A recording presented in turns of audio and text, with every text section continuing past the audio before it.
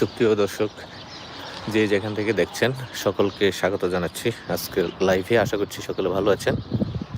আলহামদুলিল্লাহ, আল্লাহ পাকের রহমতে আমি ভালো আছি। দর্শক, আপনি যদি আমার চ্যানেলে নতুন হয়ে থাকেন তাহলে অবশ্যই চ্যানেলটিকে সাবস্ক্রাইব করবেন এবং পাশে থাকা বেল আইকনটি প্রেস করে দিবেন, যাতে নতুন ভিডিও আপলোডের সাথে সাথে সেই ভিডিও নোটিফিকেশন আপনার কাছে পৌঁছে যায়। আর যদি অলরেডি সাবস্ক্রাইব করে থাকেন, থ্যাংক ইউ সো মাচ। আজকে আমি আপনাদের সামনে কিছুক্ষণ কথা বলবো। তো আমি একটু এখানে বসে কথা বলি, না হলে হাত কাঁপবে। আর আজকে শীতের তাপমাত্রা মোটামুটি ভালোই আছে। এখন সময় হচ্ছে 4টা 16 স্থানীয় সময়।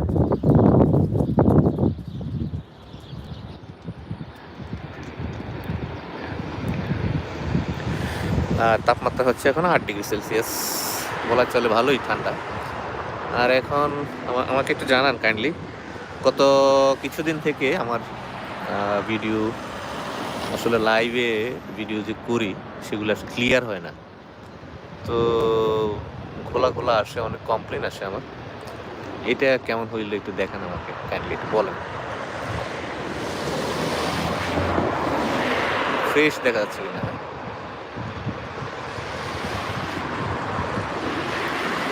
ভিডিও শিরোনাম দেখে নিশ্চয়ই বুঝতে পারছেন যে কী নিয়ে কথা বলবো।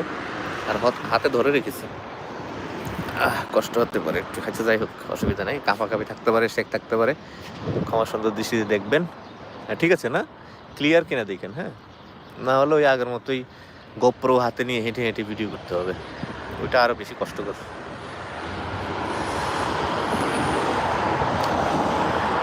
ক্লিয়ার দেখা যাচ্ছে না?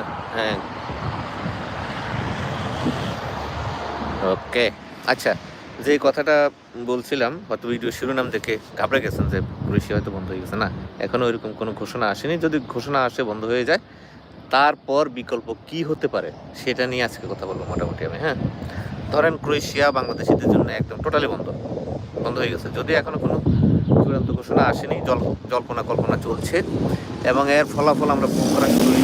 বিশেষ করে আমার 100+ পারমিট রেডি ছিল, সেগুলো এখন মালিক দিচ্ছেই না। বলছে তোমাদের সোশ্যাল মিডিয়া দেখছি তোমাদের দেশের ভিসা নাকি হবে না, কোম্পানি ভিসা, এম্বাসি নাকি ভিসা দিবে না, ভিসা বন্ধ হয়ে গেছে বাংলাদেশিদের জন্য। তো এই মুহূর্তে পারমিট ইস্যু করে আমি কী করবো? মরবো। এক হলো আমার টাকা নষ্ট হবে, তোমারও টাকা নষ্ট হবে। আর দ্বিতীয়ত হচ্ছে যে এম্বাসিতে যদি ভিসাই না দেয় তাহলে আমার সময়টা নষ্ট, অথচ আমার এপ্রিলের সিজন শুরু, এরকম বলছে আর কি তাদের কাছে আমার পারমিট। তো আমাকে বললো যে ঠিক আছে, তুমি ফেব্রুয়ারি আর মার্চ পর্যন্ত অপেক্ষা করো, এখন কী সিচুয়েশন হয় এটা দেখি আমরা। যদি এটা সরকারিভাবে একদম চূড়ান্ত বন্ধ হয়ে যায় তাহলে আমরা বিকল্প পথ দেখবো, আর যদি না হয় তাহলে আমরা পারমিটগুলো ইস্যু করে ফেলবো। এই হলো অবস্থা। আচ্ছা, আমি আপনাদের অনেক কোশ্চেন আসছে, সেগুলো একটু নিব ইনশাল্লাহ আজকে।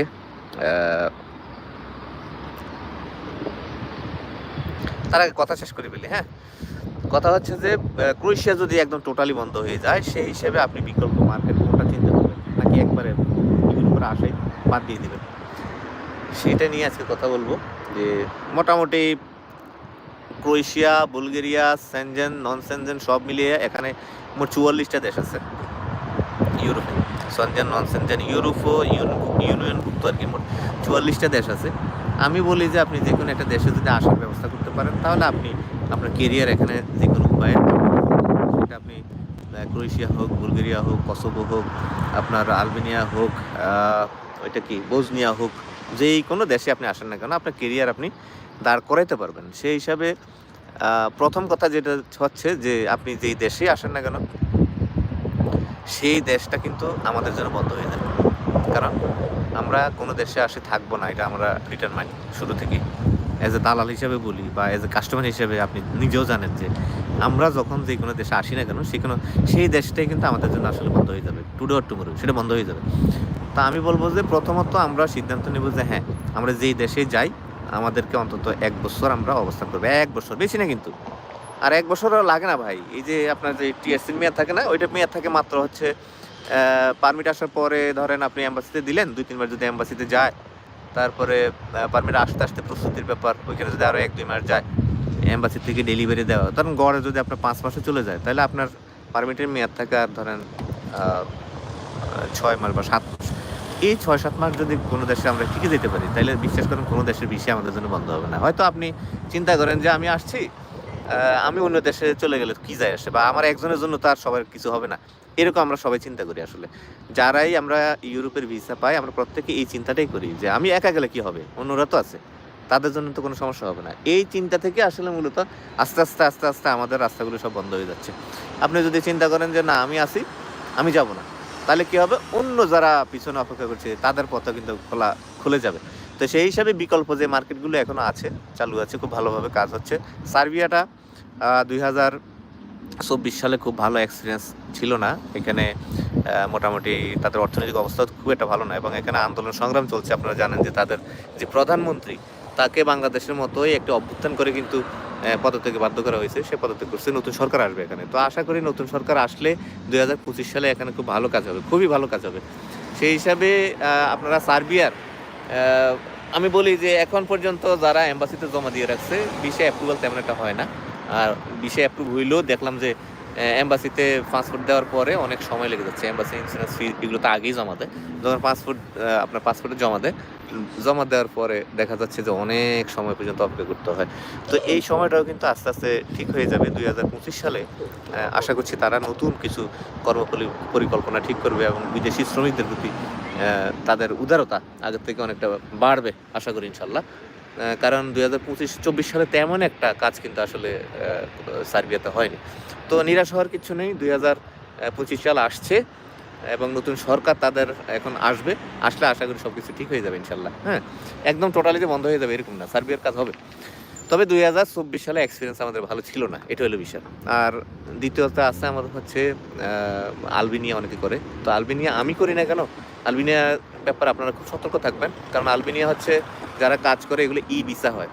তো ই ভিসার জন্য আলবেনিয়ার একটা খুব বাজে এক্সপিরিয়েন্স আমি আপনাদেরকে শেয়ার করি। 2022 সালে 21 সালের লাস্টে নভেম্বরে আমি আলবেনিয়ার জন্য অনেক ফাইল জমা করছি, অনেক, মনে হয় 30-এর কাছাকাছি।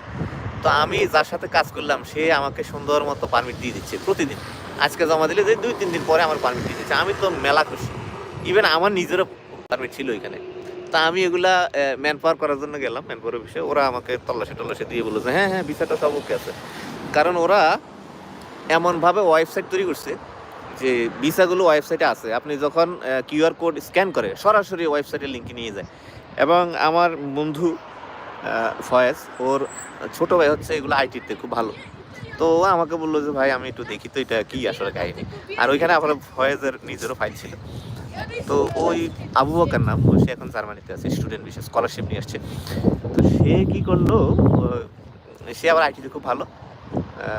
সে এগুলো খোঁজ খবর নিতে ঘাঁটতে ওয়েবসাইট পর্যন্ত বের করে ফেলছে। এবং ওয়েবসাইটটা কবে আপনার ডোমিনটা কিনেছে, কবে হোস্টিং কিনেছে, এবং হোস্টিংটা কোথা থেকে চালাইতেছে, এবং ডোমিনটা কোথা থেকে চালাইতেছে, সব কিছু সে বের করে ফেলছে। ইভেন আমার কিছু ফাইল ছিল যেগুলোর ব্যাপারে সে বলছিল যে ভাই পারমিট অমুক দিন দেওয়া হবে, সে আমাকে ওইখান থেকে ওই ফাইলগুলোর পারমিট ডাউনলোড করে আমাকে দিল। ভাই দেখেন আপনার এই পারমিটগুলো কালকে দিবে সে আপনার টাকা নেওয়ার জন্য।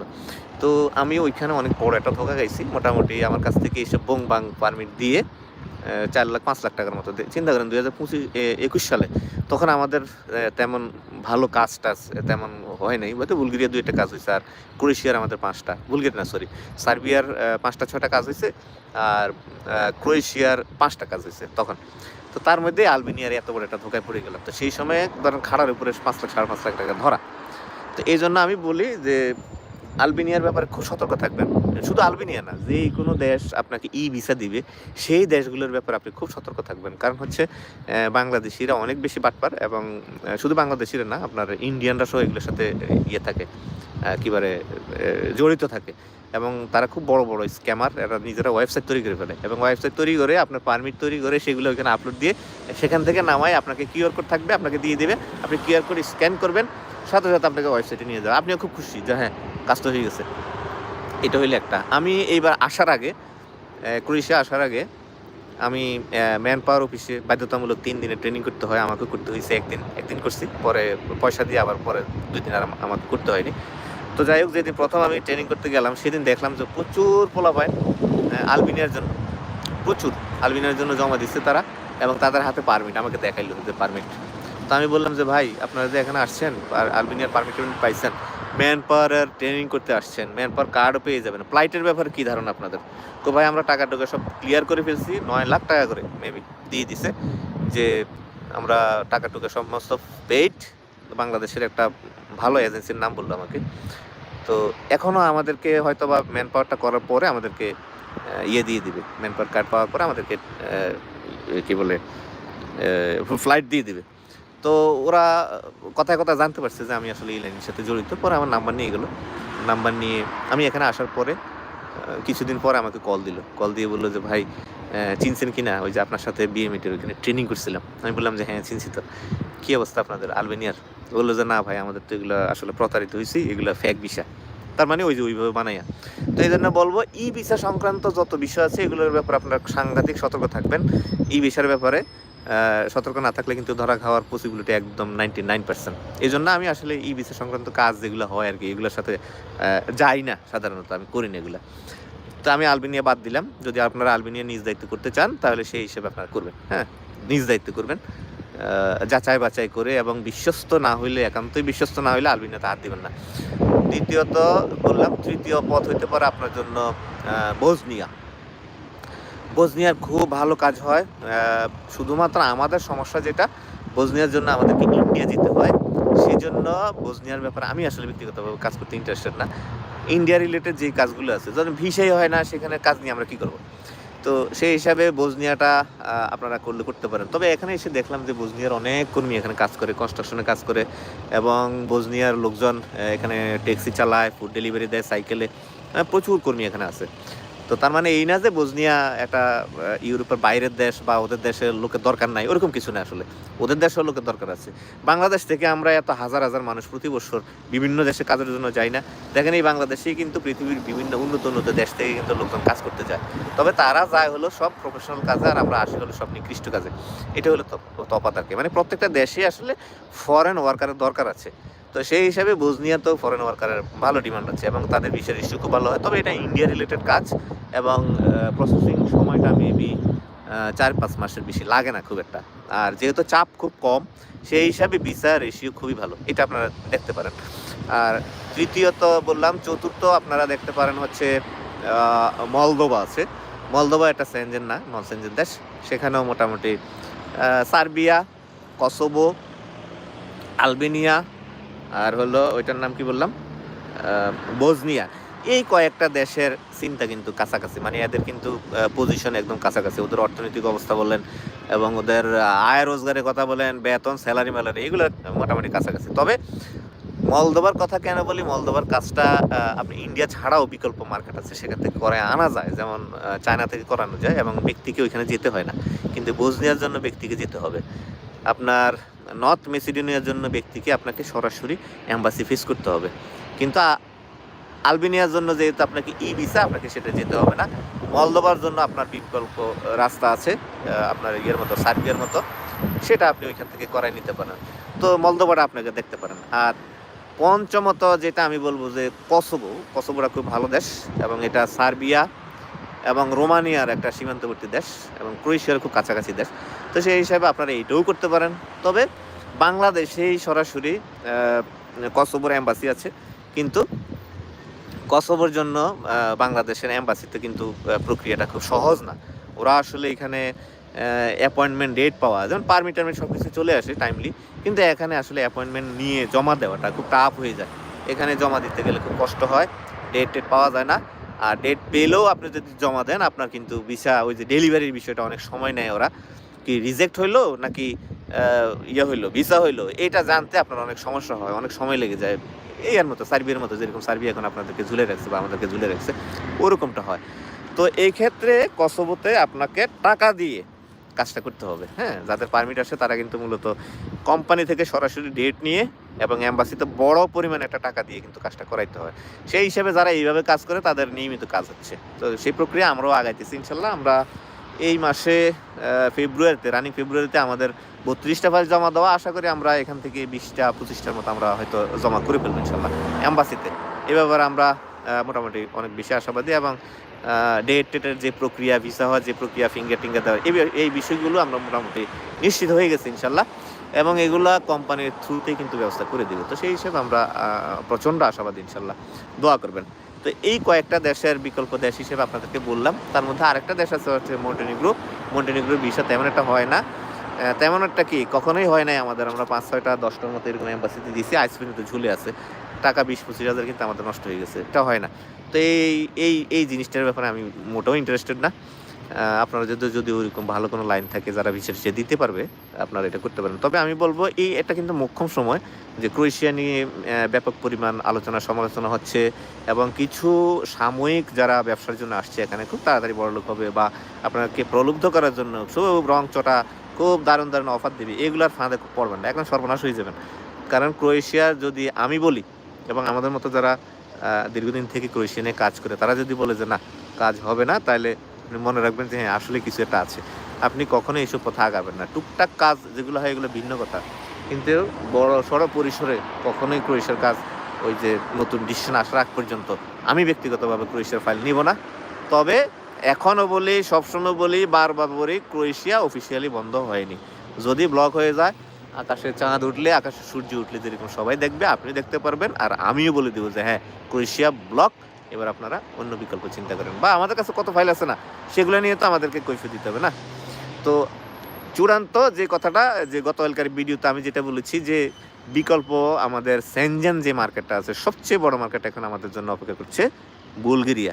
তবে বুলগেরিয়ার ছোট্ট দুটো সমস্যা, এক হলো আপনার ইন্ডিয়ার ভিসা পাওয়া যায় না, আর ইন্ডিয়াতে বুলগেরিয়া এম্বাসিতে ডেট পাওয়া যায় না। আপনি বলবেন ভাই এটা কি ছোটো সমস্যা নাকি? আমি বলবো হ্যাঁ ছোটো সমস্যা, কারণ আমরা ইঙ্গিত পেয়ে গেছি আলহামদুলিল্লাহ বাংলাদেশে এটার কাজ শুরু হয়ে যাবে বিএফএস গ্লোবালের মাধ্যমে, হয়তো ফেব্রুয়ারির শেষ হইতে পারে অথবা মার্চের শুরুতে হইতে পারে।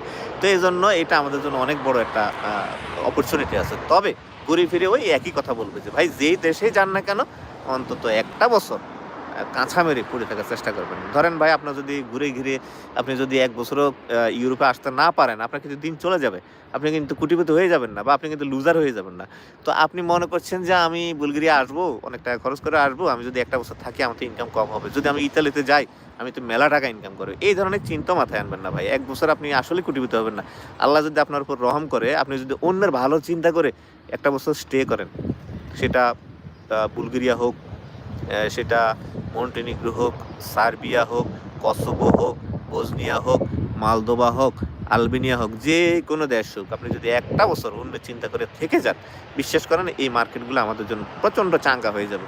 আর আমি বলবো যে যে দেশে আসেন না কেন অলসতা না করে কাজ করবেন, বাসায় শুয়ে থাকবেন না, কাজ করবেন। আর আমি কাজ পারি না, আমি নবাব পরিবার থেকে আসছি, আমি কি এসব কাজ করি নাকি, এই আমরা বাংলাদেশে ঘুরলে ঘাড়লে আরও এর থেকে বেশি ইনকাম করতে পারি, এই ধরনের চিন্তা ভাবনা, এই ধরনের বক্তব্য আসলে দয়া করে দিবেন না। যদি এই ধরনের বক্তব্য আপনাদের দেওয়ার মতো মানুষ হন, তাহলে আমি বলবো যে ইউরোপ আসার দরকার কি, আপনি তো নবাব পরিবারের মানুষ, আমরা বাংলাদেশেই থাকেন। হ্যাঁ, তো সব সময় অন্যের চিন্তা করে যদি আপনি করেন না, বিশ্বাস করেন আল্লাহ আপনার উপর রহমত একদম ঢেলে দিবে। আপনি চিন্তা করবেন না যে আপনি আল্লাহ আপনার প্রতি কতটা রহম করবে, এবং এই যে মানুষগুলো দোয়া থাকবে, কখনোই কোনো মানুষ সমালোচনা দৃষ্টিতে আপনাকে দেখবেন না।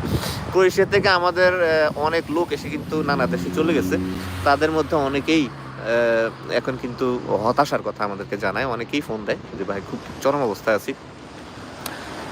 বেশ কয়েকজনে আবার আমার সাথে যোগাযোগ করেছে, যেটা আমি গত 2-1 দিন আগে বলেছিলাম আপনাদেরকে, যে তারা আবার ক্রোয়েশিয়াতে ফিরতে চায়।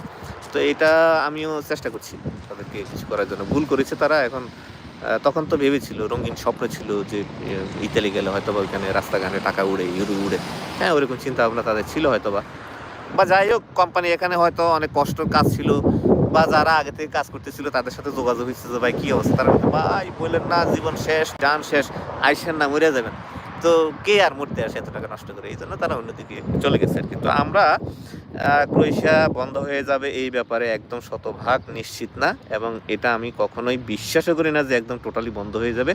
বাকি আল্লাহ পাক যদি আমাদের উপর থেকে মানে তার রহমতের ছায়া উঠাই নেয়, তাহলে তার কিছু করার থাকবে না। হ্যাঁ, যদি সেরকম কিছু হয়, যদি বন্ধ হয়ে যায়, তার বিকল্প হিসেবে আমাদের এই মার্কেটগুলো ধরতে হবে, এবং সর্বসাকুল্যে যে কথা যে আমাদের ক্যারেক্টারটা ঠিক করতে হবে। আমরা যে দেশেই যাই না কেন, আমরা সেই দেশে থাকার ব্যাপারে মোটামুটি একটা সিদ্ধান্ত নিতে হবে, তাহলে আমাদের মার্কেটটা কিন্তু সবসময়ের জন্য চাঙ্গা থাকবে ইনশাল্লাহ। ঠিক আছে, তো আমার মোটামুটি কথা শেষ। আর গতকালকে আমি একটা ভিডিও করেছি কসোভো নিয়ে, গোপ্রোতে হেঁটে হেঁটে ভিডিও করছি, অনেক কথা বলেছি সেখানে, অনেক প্রাসঙ্গিক অপ্রাসঙ্গিক পেঁচানো গোছানো অনেক কথাবার্তা বলেছি। সেই ভিডিওটা আমি আগামী দিন আপনাদের উদ্দেশ্যে দিব, যে আসলে মূলত কসোভোতে এখন কী কী ধরনের কাজ টাজ হয় সেই বিষয়গুলো এখানে আমি বিস্তারিত আলোচনা করেছি। পাশাপাশি বুলগেরিয়া সহ নানা দেশের টাস্ক ছিল, আমার প্রত্যেকটা ভিডিওতে আসলে বিভিন্ন দেশের টাস্ক থাকে আর কি। তো লাইভে আসলে মূলত আসলে ভিডিও লম্বা হয়ে যায়, এগুলো কন্ট্রোল করা যায় না। অনেকে আমাকে কমেন্ট করেন যে ভাই ভিডিওগুলো ছোট করবে, এটা কখনোই হয় না। আসলে লাইভ ভিডিও কখনো ছোট করা যায় না। হ্যাঁ, আচ্ছা দেখি তো, এখানে আপনাদের অনেক কোশ্চেন আসছে। ও ভাই, অনেক ভাই প্রশ্ন করছে, মামা কেমন আছেন? মামা আপনার জন্য দোয়া ও শুভকামনা রইল। মামা আপনার জন্য অনেক অনেক দোয়া।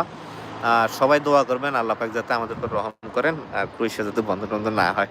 হ্যাঁ, ক্রোয়েশিয়া বন্ধ হলে নতুন কোনো দেশে দুয়ার খুলতে পারে কি? অবশ্যই অবশ্যই।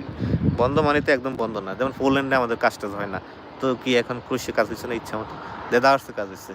আমি তো এখনো বলি ভাই, ক্রোয়েশিয়া বন্ধ হওয়ার আলোচনা চলছে, জল্পনা কল্পনা চলছে, এবং সেটা নানা পর্যায়ে এবং মিডিয়ার বদলিতে এটা ব্যাপক পরিমাণে কিন্তু প্রচার প্রসারণা পেয়ে গেছে। তো সেই হিসাবে এটা নিয়ে মানুষের একটা ইয়ে থাকবে, এটাই স্বাভাবিক, এবং মানুষের মন নষ্ট হয়ে গেছে। তো তার মানে এই না যে একদম বন্ধ হয়ে গেছে, যখন বন্ধ হবে আমরা দেখবো ইনশাল্লাহ। এখন কি ক্রোয়েশিয়ার ভিসা না হওয়ার সম্ভাবনা কম? এটা এখনো বলা যায় না, বিষয় এখনো হচ্ছে, ক্রোয়েশিয়ার বিষয় এখনো হচ্ছে। নেপালে, ইন্ডিয়াতে বা মিডল ইস্টে যারা জমা দেয় তাদের অনেকেরই বিষয় এখনো হচ্ছে, এখনো নিরাশ হওয়ার সময় হয়নি, দেখা যাক ইনশাল্লাহ।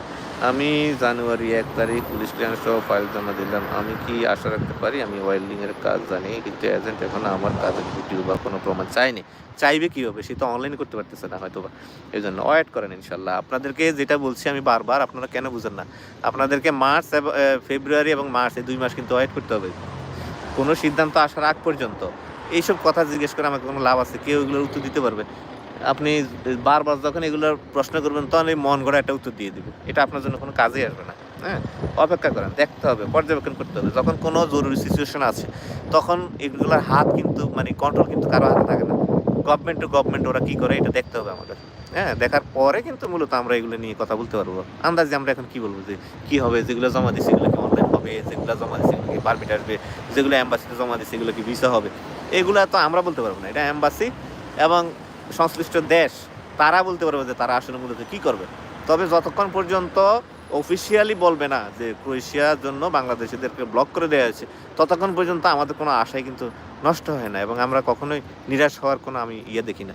তবে এত পরিমাণ প্রচার প্রসার হয়েছে তো, যার কারণে আসলে মানুষ মন খারাপ হবে, বা ব্যক্তিগতভাবে আমি কিন্তু মানসিকভাবে অনেকটা বিপর্যস্ত অবস্থা আছে। যাই হোক, ভিডিও অনেক লম্বা হয়ে গেছে, আজকে আর লম্বা করছি না। এখন সন্ধ্যার ছুঁই ছুঁই, একটু পরেই সন্ধ্যার অন্ধকার নেমে আসবে। আজকের ভিডিওটা লাইভটা লম্বা হলেও ভিডিওটা দেখবেন আপনারা শুরু থেকে শেষ পর্যন্ত, প্রয়োজনে বারবার দেখবেন, স্কিপ করে করে দেখবেন কি বলার চেষ্টা করেছি, কি বোঝানোর চেষ্টা করেছি, এগুলো শুনবেন। শুনে তারপরে আপনারা মন্তব্য করবেন যে কোন জিনিসটা বুঝেন নাই। হ্যাঁ, ভিডিও না দেখে অযথা পারমিট আসবে নি, পিসিসি করছি অনলাইন হবে নি, জমা দিছি ভিসা হবে নি, এইসব বংবাং কথাবার্তা আর বলবেন না, বেহুদা। আমি কিন্তু আসলে সবগুলো প্রশ্নের উত্তর দেওয়ার চেষ্টা করি, কিন্তু যখনই এই ধরনের কমন প্রশ্নগুলো আসে বারবার, তখন আসলে বিরক্ত লাগে যে আমি ভিডিওতে কি আলোচনা করলাম, এত সময় নিয়ে আধা ঘন্টা 25 মিনিট 30 মিনিট কথা বলি। ওরা তো আসলে ভিডিও দেখেই না, জাস্ট খালি যখন দেখে যে হ্যাঁ একটা নোটিফিকেশন আসছে তখনই সাথে সাথে কোশ্চেন করা শুরু করে দেয়। আমি বলবো ভিডিওগুলো দেখেন, এটা আপনার জন্য অনেক উপকার হবে, আপনার শেখার আছে অনেক কিছু এগুলো থেকে। হ্যাঁ, যারাই ভিডিওগুলো করে, যারা মন গড়া তথ্য দেয় তাদের হিসাব বাদ, কিন্তু আমরা যারা ইউনিক তথ্য দেওয়ার চেষ্টা করি, জেনে শুনে বুঝে। হ্যাঁ, ওই দিন আমাকে এক লোক বললো যে ভাই আপনি নিজেই তো ইউরোপ সম্পর্কে তথ্য জানেন না, আপনি ওই যে জাগরেব বাস স্টেশনে আসেন, আপনাকে আমি শিখিয়ে দিতেছি। চিন্তা করেন অবস্থা। জাগরেব বাস স্টেশনে গিয়ে তার কাছ থেকে আমি ক্রোয়েশিয়া সম্পর্কিত তথ্য জানতাম। হ্যাঁ, এই আর কি, মানে এখানে থাকে সে, ক্রোয়েশিয়াতে থাকে। তো যারা আসলে মূলত ইউরোপের নানা দেশে থাকে তারা আসলে মূলত এই দেশের কিং মনে করে নিজেদেরকে, এবং তারা মনে করে যে তারা এই দেশের সম্পর্কে সব জানে, গভর্নমেন্টের সাথে তাদের ভালো সম্পর্ক, এই দেশের মন্ত্রী মিনিস্টার বড় বড় ব্যবসায়ী সব তাদের পকেটে, এরকম ধারণা আর কি। তো আমি তো দেখছি এখানে কুত্তার চাইতো কুত্তার মতো ব্যবহার করে এই দেশের মানুষগুলো, আমি দেখছি তো ম্যাক্সিমামই অত্যন্ত দুর্ব্যবহার করে, বাঙালিদের সাথে, বিশেষ করে নেপালি বা ইন্ডিয়ান তাদের কথা বাদ। তো আপনি এরকম ভাব ধরলে কি হবে? আমি তো টুকটাক দেখি তো আপনার সাথে আসলে কি মূলত তারা কি ধরনের আচরণ করে। আপনি একজন কামলা হিসেবে আসছেন, এত ভাব ধরার কোনো মানে হয় না। এটা মনে রাখবেন, আমরা প্রবাসী, আমরা বাংলাদেশি, কিভাবে আমাদের সম্মান বজায় থাকবে, কিভাবে আমাদের মর্যাদা বজায় থাকবে, এটা আমরা আমাদের কাজের মাধ্যমে প্রমাণ করে দেখাবো। হ্যাঁ, কাজের মাধ্যমে। গতকালকে বলছি ভাই, কাজের মাধ্যমে প্রমাণ করতে হবে, চাপাবাজির মাধ্যমে না, এবং চোপাবাজির মাধ্যমে না। ঠিক আছে? হাতের শক্তি, কাজের শক্তি দিয়ে প্রমাণ করতে হবে আমরা বেটার, আমরা ইন্ডিয়ানদের থেকে বেটার, আমরা নেপালিদের চেয়ে বেটার, আমরা ক্রোয়েশিয়াতে যেসব মার্কেট আছে আর কি, উজবেকিস্তানের চাইতে বেটার, কিংবা আমরা কি বলে মিশরীদের চাইতে বেটার, ফিলিপাইনিদের চাইতে বেটার। যদি জীবনেও পারবেন না। ফিলিপাইনিদেরকে ইউরোপিয়ানরা অত্যন্ত পছন্দ করে। শুধু ইউরোপিয়ান না, পুরো মিডল ইস্টে আপনি দেখবেন ফিলিপাইনরা ভরে আছে, ইন্দোনেশিয়ানরা ভরে আছে। ওরা খুবই পরিশ্রমী এবং যেই কাজ দিবেন একদম ফাটাই ফেলে ওরা, না নাই। আর আমরা তো নবাব। এখানে আসার পরে আপনি জানেন আমি কার ছেলে, কার পোলা, কোথা থেকে আসছি, এই দেশে যেসব কাজ হয় আমরা এগুলো জীবনেও করি না। বাংলাদেশে হাঁটলেও আমরা 2 লাখ কামাইতে পারি, এই ধরনের কথাবার্তা বলে। হ্যাঁ, তো এই ধরনের মানুষগুলোর কাছ থেকে আপনি কী ধরনের ভালো আচরণ আশা করতে পারেন লোকালদের কাছ থেকে?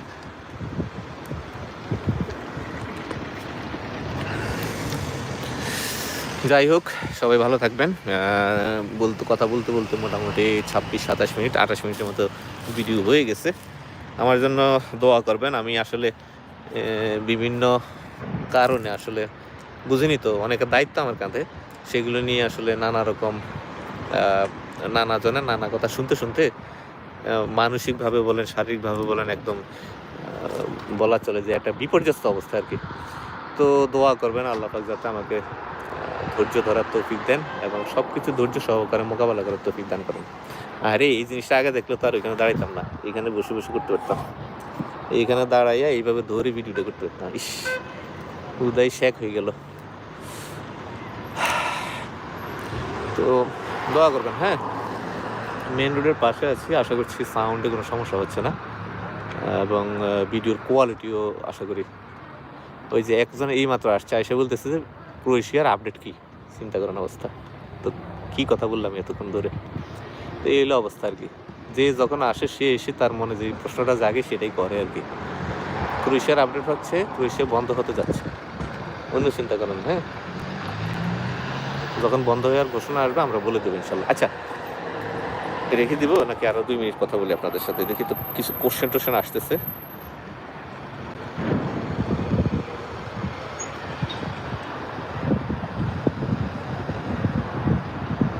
চুয়াডাঙ্গা থেকে দেখছি ভাই, কেমন আছেন? আমি ভালো আছি আলহামদুলিল্লাহ। শারীরিকভাবে ভালো আছি, কিন্তু মানসিকভাবে অনেক চাপের মধ্যে আছি। ভালোবাসা নিবেন ভাইয়া শাফি, ভালোবাসা ইনশাআল্লাহ। আর কিছু নিয়ে আলাপ করেন ভাই। ঠান্ডা হাতটা তো একদম বরফ হয়ে যায়। আশিক বলছি চুয়াডাঙ্গা থেকে দেখছি ভাই, কেমন আছেন? আশিক ভালো আছি ভাই আলহামদুলিল্লাহ। সাকিব বলছে ভাই কেমন, ভালো আছেন? ভালো আছে আলহামদুলিল্লাহ। হ্যাঁ, প্রশ্ন করতে থাকেন। নতুন কোনো কিছু তথ্য দেন। কোনো নতুন তথ্য নেন? তথ্য কি বানাই দেবো আমি?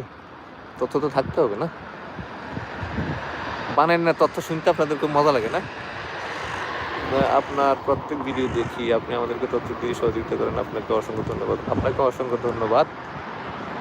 কুয়েত থেকে দেখছি, আমি তো ফাইল জমা দিয়েছি, আমার অনলাইন হয়েছে এবং পজিটিভ। আল্লাহ ভরসা, নিরাশ হবেন না, দেখা যাক শেষ পর্যন্ত কি হয়। যতক্ষণ পর্যন্ত কিয়ামত না হবে, মানে যতক্ষণ পর্যন্ত ইসরাফিলের সিংহে ফু না দেয় ততক্ষণ তো কিয়ামত হবে না। আমরা সারাদিন বলতে আমরা তো জানি কিয়ামত হবে একদিন, তাই না? আমরা প্রত্যেকে জানি যে এই পৃথিবী একদিন ধ্বংস হয়ে যাবে এবং এই পৃথিবী ইসরাফিল আলাইহিস সালামের সিংহের ফু দেওয়ার মাধ্যমে কিন্তু ধ্বংস হয়ে যাবে। এই যে বড় বড় বিল্ডিং, এত কিছু, এত সৌন্দর্য, কিচ্ছু থাকবে না, সব ধ্বংস হয়ে যাবে। তো তারপরেও কি মানুষ সব কিছু ছেড়ে ছুড়ে সব কি আপনার সন্ন্যাসী হয়ে গেছে, ঘুরে হয়ে গেছে?